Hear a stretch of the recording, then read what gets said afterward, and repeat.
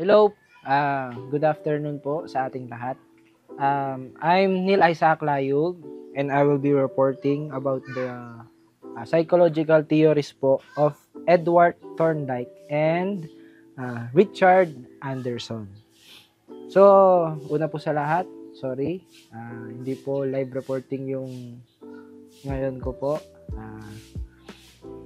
Nagkaroon po kasi ako ng work. So, ayun, nakisuyo na lang po na i-record ko po yung gagawin kong reporting. So hindi na po natin patatagalin. Umpisahan na po natin sa unang psychologist na i-report ko po ngayon na si Edward Thorndike.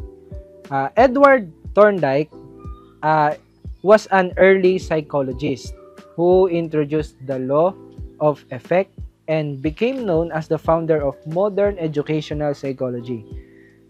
Thorndike's theory had a significant impact on the behavioral school of thought, particularly B.F. Skinner's theory of operant conditioning. So, yung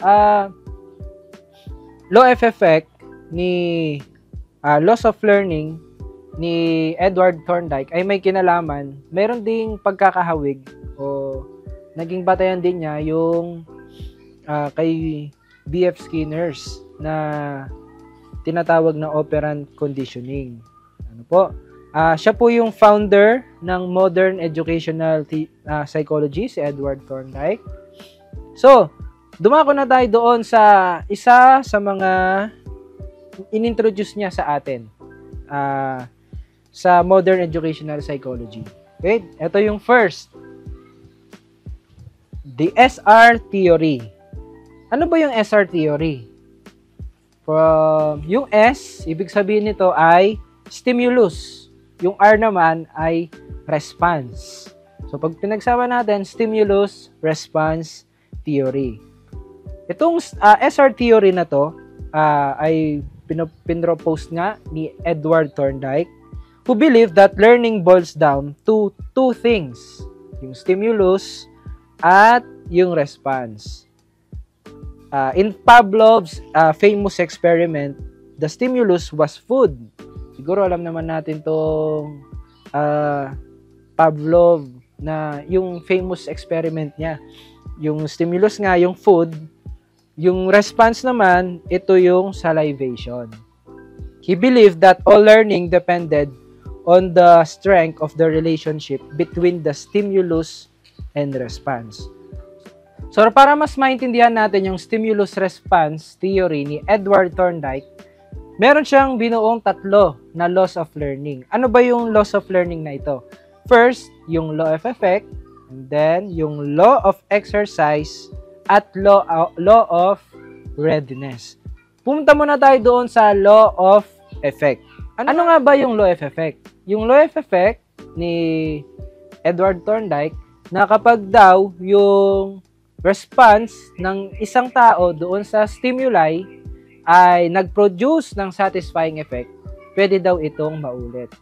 Halimbawa, yung cut at saka pagkain and yung pagtawag mo doon sa cut. Sa amin kasi tinatawag namin yung pusa namin kapag kakain na siya. Ming, ming, ming, ming. Alam na niya nakakain siya. At yun, kapag tinawag namin siya, alam na niya nakakain siya. Kakainin niya yung food niya. So, syempre, dahil tinawag namin siya, alam niya na kakain siya, naubos niya yung pagkain. So, may pagkakataon o most likely na mauulit pa ang pangyayaring ito. Ulit-ulit na natin siyang kaya ginagawa namin, pag kumakain siya, ganun na yung ginagawa namin, tinatawag namin na ming, ming, ming, ming, pss, pss, pss. Alam na niya na kakain siya. Ano? Kasi, yun nga, isa rin yun sa law of effect. No? Yun yung satisfying effect na na-produce doon dahil doon sa response niya doon sa stimuli. Yung response, yung nasatisfy siya, kumain siya. Yung stimuli, yun nga yung food ng cat. Ipasok naman natin, paano ba ito sa education? No? Kapag ang isang bata nasatisfy siya doon sa ginawa mong pagtuturo, most likely na gusto niya pa itong maulit. No? Halimbawa, sa isang activity, nagbigay tayo ng activity na active, na lahat nakapag-participate, masaya sila sa activity. Most likely na gusto nila itong maulit kasi nakapag-produce ito ng satisfying effect sa kanila. Yun ang law of effect ni Edward Thorndike. Ano naman yung isa sa mga laws of learning ni Edward Thorndike? Ito naman, yung law of exercise. Ano nga ba yung law of exercise?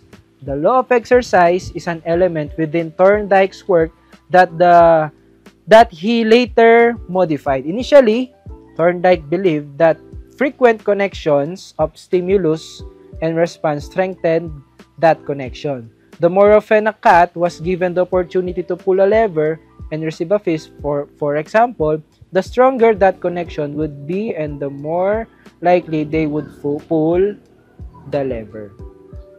So, paano nga ba natin i-explain itong law of exercise na to? Parang kamukha lang din siya nung law of effect kasi nasatisfy siya eh. Dito naman sa law of exercise, halimbawa, cut ulit at pagkain. Meron naman tayong, yung pagkain naman yon ay nasa loob ng hawla, no, na maliit. Tapos para mabuksan yung hawla na yon, kailangan mo munang i-pull yung lever para mabuksan yun. Ngayon, kapag ang isang cat, nakita niya sa atin na binuksan natin yung, para makuha yung pagkain, kailangan munang i-pull yung lever, maaaring gawin niya rin ito para makuha niya yung gusto niya. At kainin yon. Ano po? And then, kapag ganon, yung nangyari, nagpo-produce ito ng stronger connection, no? At most likely na uulit-ulitin niya ito. Para pala makuha ko yung pagkain, kailangan ko munang i-pull yung lever. So, gagawin niya yon para makuha yung pagkain niya, yung pagkain mismo ng pusa. So, paano ba natin ito ipapasok sa education? Ganito yung example na naisip ko. Halimbawa, binigyan natin ng group activity ang mga bata. Tapos, doon sa group nila, nagko-contribute yung lahat, no? Nagko-contribute yung lahat, nagpa-participate yung lahat. Tapos, ginagawa nila yung best nila. At dahil doon, yung group activity nila, nakakuha ng mataas na grado. So, ano nga ba yung pinapakita ko dito? Na, kapag group activity, kapag pala nag-participate yung lahat sa group, pwede palang makakuha ng mataas na grade. So, more likely, kapag nagkakaroon tayo ng group activity, magpa-participate na ang lahat. Para pala magkaroon tayo ng mataas na grade, dapat pala mag-participate yung lahat. Dapat pala lahat may ginagawa. Ganon din doon sa law of exercise. No? Kapag nga ginawa natin yon, nagbunga ng magandang resulta, most likely na mangyayari pa rin ulit yon. Uulit-ulitin pa rin nila yon. Kasi nabigyan sila ng opportunity no? Na makapag-participate sa bawat isa. At dahil nga doon sa opportunity na yon, na nakipag-collaborate sila sa bawat isa, sa group activity na yon, nakakuha sila ng mataas na grade. Yun yung example na para sa akin for the education. Next, ano pa yung isa? Ito naman yung law of readiness. Ano nga ba yung law of readiness? The law of readiness states that the relationship between stimulus and response is strengthened based on the subject's readiness to learn. If the subject, be it a cat or a person, is not interested or ready to learn, they will not connect stimulus and response as strongly as someone who is eager and excited. Ito, napakadaling i-explain lang nitong law of readiness. Kapag ang isang tao, halimbawa, yung cat, ito napakadali lang hindi itong i-explain. Yung law of readiness, kapag halimbawa yung tao, gustong-gusto niya na mag-aral, gustong-gusto niya nang pumasok, gustong-gusto niya na mag-activity, mag-quiz, or kung ano-ano pa. Dahil nagpo-produce din ito ng satisfying effect sa kanya. Ready siya sa lahat, kumbaga. Eager siya na matuto. Eager siya na pumasok sa school. Most likely, na yun ay magbibigay ng strong response sa kanila kasi nasatisfy sila. Gusto nila yung ginagawa nila eh. Na kumbaga sa passion, dahil passion mo, gusto mo yung ginagawa mo, ready ka na gawin yung lahat. Pero, kapag hindi mo gusto, hindi ka na-excite, hindi ka eager to learn, hindi ka ready na matuto, ayaw mong pumasok sa school, ayaw mong gumawa, hindi yon makakapag-produce sa'yo ng satisfying effect. Kasi ayaw mo yung ginagawa mo. No, yun naman yung law of readiness. Kapag ready ka, gusto mo yung ginagawa mo, eager ka, ready to learn ka, gagawin at gagawin mo ito. Yun yung law of readiness. So, pumunta naman tayo dito kay Richard Anderson. Sino nga ba si Richard Anderson? He was an educational psychologist, played an important role in introducing schema theory in educational community. Ano nga ba yung schema theory? A schema theory or a theory of reading called schema, a reader's schema or organized knowledge of the world provides much of the basis for comprehending, learning, and remembering the ideas in stories and text. A schema is critical for comprehension. So, yung schema theory pala ay may kinalaman sa reading, no? Reading comprehension, sa learning at remembering ng ideas sa bawat text or stories na binabasa natin. So, may kinalaman pala ito sa reading, a theory of reading. So, schema-based processes in learning and remembering. According to schema theory, reading involves more or less simultaneous analysis at many different levels.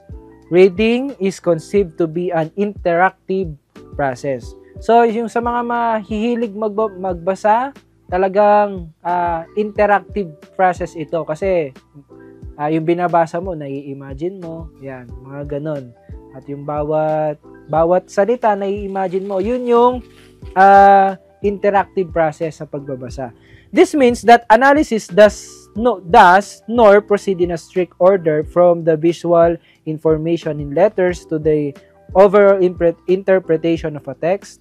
Instead, as a person reads, an interpretation of what a segment of a text might mean is theorized to depend both on analysis of the print and on hypothesis in the person's mind. So, ano nga ba yung dalawa na processes dito sa schema theory? Yung una, ito yung tinatawag na bottom-up or data-driven. Ito yung sa print, no? Ito yung mismo yung nakalagay doon sa binabasa natin. Yun mismo yung tinatawag natin na bottom-up or data-driven, no?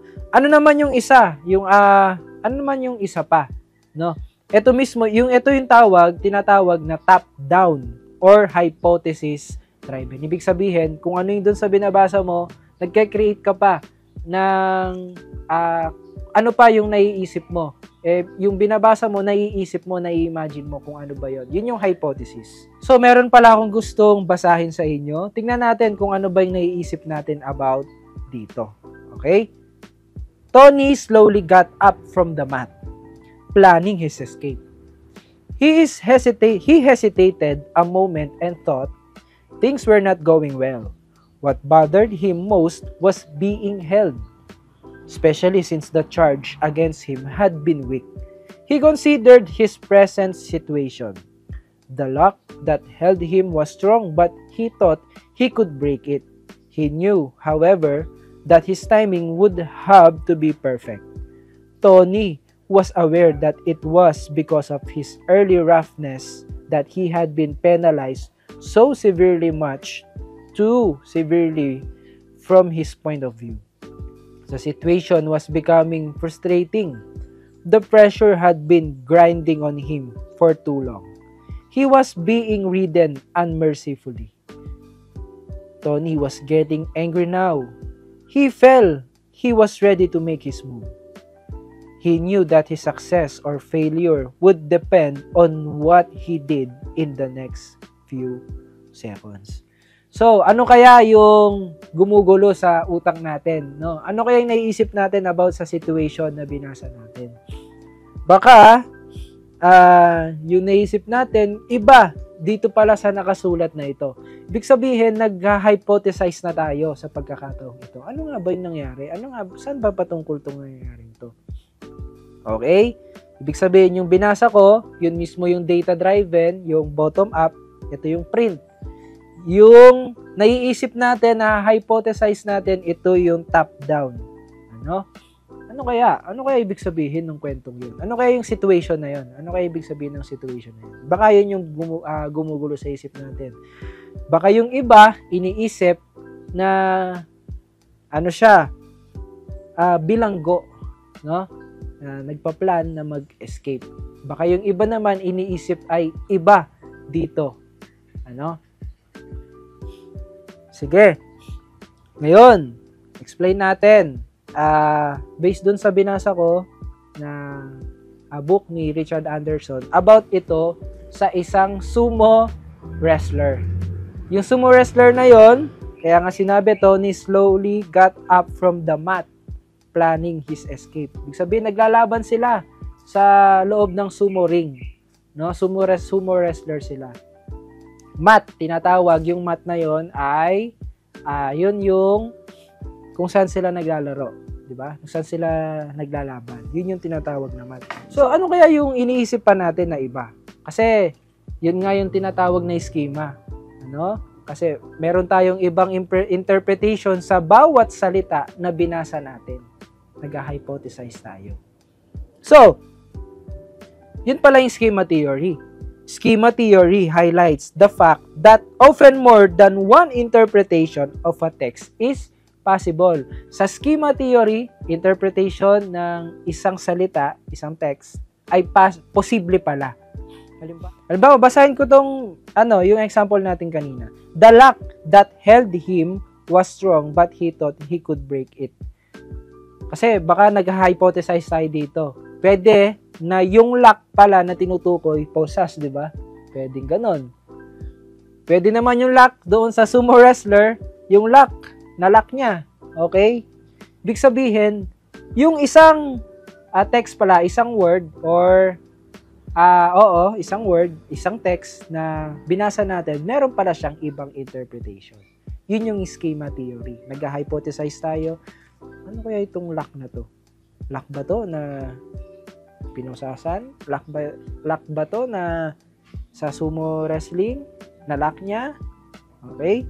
Yun yung isa sa mga possible outcomes ng schema theory. The schema that will be brought to bear on a text depends upon the reader's age, sex, race, religion, nationality, occupation. In short, it depends upon the reader's culture. Kasi kapag marami ka nang nalaman mo na yung mga words, lumawak na yung vocabulary mo, marami ka nang alam, maaring mag-hypothesize ka sa lahat ng mga nalaman mo doon sa word na yon. Diba? Pwede doon sa lock ng pintuan, lock ng gate, lock ng pwedeng na-lock joka, yung mga ganon, nilock ka doon sa sumo wrestler, ano pa ba? Marami pa, no? Big sabihin, sa schema theory, hindi lang isa yung interpretation natin, marami. Okay? Possible na marami. Ano po? Sana naintindihan natin. So, dumako naman tayo dito sa ibang explanation pa ni Richard Anderson tungkol sa schema theory.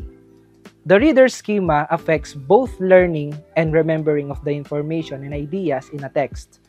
6 functions of schemata that have been proposed by them are briefly explained. First, a schema provides ideational scaffolding for assimilating text information. Ano ibig sabihin yon? Ito po. Batay kay Anderson, this idea is that a schema provides a niche or slot for certain text information. For example, a slot for the murder weapon in a whodunit schema. So, information that fits slots in the reader schema is readily learned, perhaps with little mental effort. Ano ba yung ibig sabihin doon sa first na function ng schemata based kay Anderson? Ang example doon sa schema na sino ang may gawa, sino yung pumatay, halimbawa doon sa murder weapon nga, sino kaya yung gumawa nito? Yun po, syempre nag-hypothesize na tayo. Ibig sabihin, gumagana na yung schema. Yun yung tinatawag na nagpo-provide ng ideational scaffolding for assimilating text information. Ibig sabihin, hypothesize tayo. At yun yung pinoprovide natin yung slot. Sino ba? Si ganito ba? Yung mga ganon. So next, a schema facilitates selective allocation of attention. A schema provides part of the basis for determining the important aspects of a text. It is hypothesized that skilled readers use importance as one basis for allocating cognitive resources, that is for deciding where to pay close attention. Ibig sabihin, yung isang skilled reader na nagbabasa, nagfo-focus siya doon sa isang word na yon para malaman niya ano ba yung ibig sabihin ng binabasa kong ito. Ganun po siya. Next, a schema enables inferential elaboration. No text is completely explicit. A reader's schema provides the basis for making inferences that go beyond the information literally stated in a text. Ibig sabihin, doon sa binabasa natin, hindi sapat na binasa lang natin yun eh. Kasi we try to go beyond doon sa binasa natin. Ibig sabihin, nag-iisip pa tayo ng iba bang interpretation doon sa binasa natin. Okay? Next, a schema allows orderly searches of memory. Ito, maganda to. A schema can provide the reader with a guide to the types of information that need to be recalled. For instance, a person attempting to recall the food served at a fine meal can review the categories of food typically included in a fine meal. Ibig sabihin, nagsa-search tayo sa memory natin. Ibig sabihin pala, yung schema pala, yung ginagawa na pala natin nun ay function na pala yon ng schema. Ibig sabihin, ano kasi yung in-order ko noong ganito? Ano kasi yung kinain namin? Masarap ba yon? Ano kasi lasa nun? Ano kaya yung sangkap nito? Yung mga ganun. Yun, ibig sabihin, allows orderly searches of memory. Sina-search natin sa memory kung ano ba yung based on our experiences. Ano ba yung ganyan? Okay? Sana po naintindihan natin. Next, a schema facilitates editing and summarizing. Since a schema contains within itself criteria of importance, it enables the reader to produce summaries that include significant propositions and omit trivial ones. Yung isa pang function ng schema, nagpa-facilitate, nag-e-edit at nagsa-summarize ng lahat ng pangyayari. Ibig sabihin, schema din pala yun. Function din pala ng schema. Okay po. Next, a schema permits inferential reconstruction.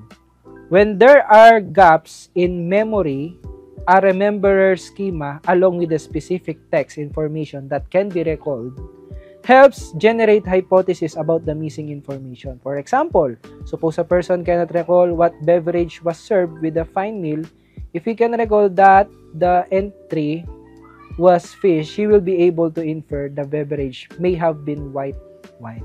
Ibig sabihin, yung schema, pwede din siyang mag-provide ng nagre-reconstruct doon sa memory natin. Halimbawa, ano kasi yung halimbawa, meron na tayong isang parang sinasabi natin na nasa dila na natin pero hindi natin maalala.